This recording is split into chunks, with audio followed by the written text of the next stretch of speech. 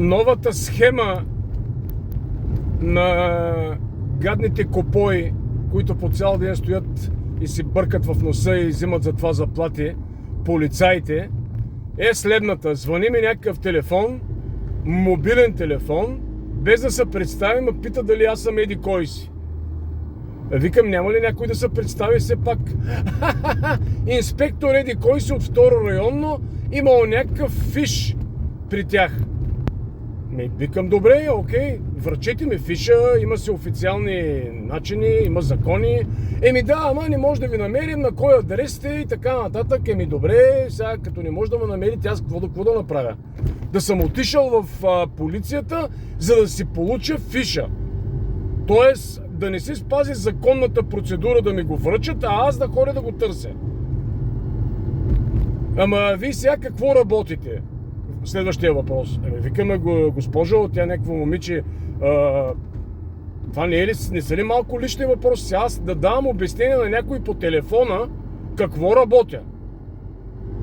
Че някой се е представил за някой си по телефона. И това е Европейския съюз, това е 21 век, това е България.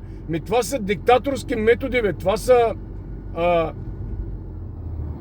В книгите тия неща са описани като натиск върху населението. Това е точно диктаторски, фашистски методи, да ми се обаждаш по телефона и да ме питаш аз какво работя и кога ще отида да си получа фиша, защото ще ли да го пратят в НАП.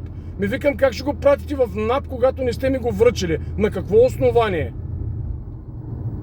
Ама не, пращат се в НАП. Викам, няма как да се пращат. Праща се нещо, което е връчено и ти не си го платил в указания срок. Вие на мен нищо не сте ми връчили. Някой ми се обажда по телефона и ми казва, че аз имам някакъв фиш или глоба или дължа нещо на някой. Това е абсолютно безумие. Тая територия няма абсолютно никакво бъдеще, докато хората не скочат на крака и започнат да защитават правата си. Тук не говорим дали трябва да се плащат фишове или не. Тук не влизаме изобщо в тази схема. Тук говорим за законово основание, нещо, което е базирано на закона, за да ти връчат някакво постановление или някаква преписка или каквото и да е било свързано с някакво закононарушение. Ще ми се обажда по телефона тя, някаква си, от мобилен телефон, за да съм се отишъл да се получа фиша. Що за силение е това, бе?